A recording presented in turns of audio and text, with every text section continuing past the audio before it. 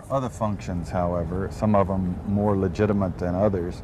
One is to run secret wars, the covert action that's written and talked about so much, like what's happening in Nicaragua today from Honduras.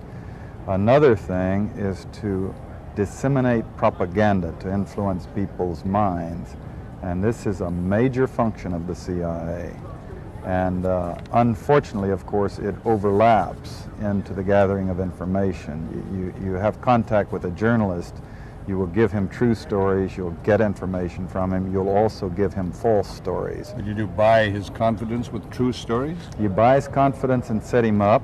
We've seen this happen recently with Jack Anderson, for example, who has his intelligence sources, and he has also admitted that he's been set up by them. You know, every fifth story just simply being false.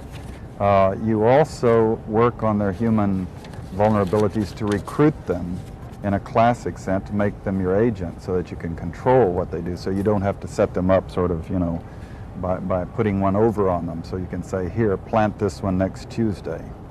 Can you do this with responsible reporters? Yes, the Church Committee brought it out in 1975, and then Woodward and Bernstein put an article in Rolling Stone a couple of years later. 400 journalists cooperating with the CIA, including some of the biggest names in the business, to consciously introduce the stories into the press. Well, give me a concrete example of how you use the press this way, how a false story is planted and how you got it published.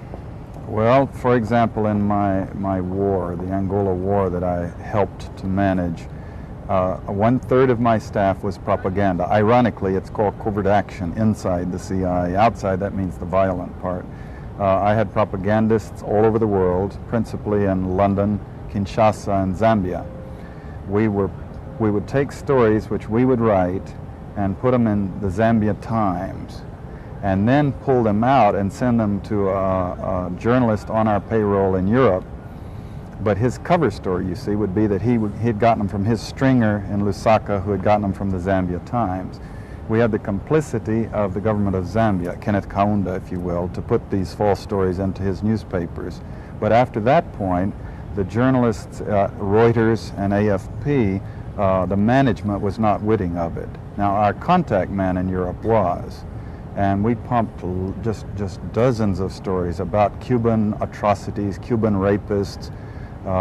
In one case, we had the Cuban rapists caught and tried by the Ovimbundu maidens who had been their victims, and then we ran photographs that made almost every newspaper in the country of the Cubans being executed by the Ovimbundu women who supposedly had been their victims. These were fake photos? Oh, absolutely. We didn't know of one single atrocity committed by the Cubans. It was pure, raw, false propaganda to create an illusion of communists, you know, eating babies for breakfast and that sort of totally false propaganda.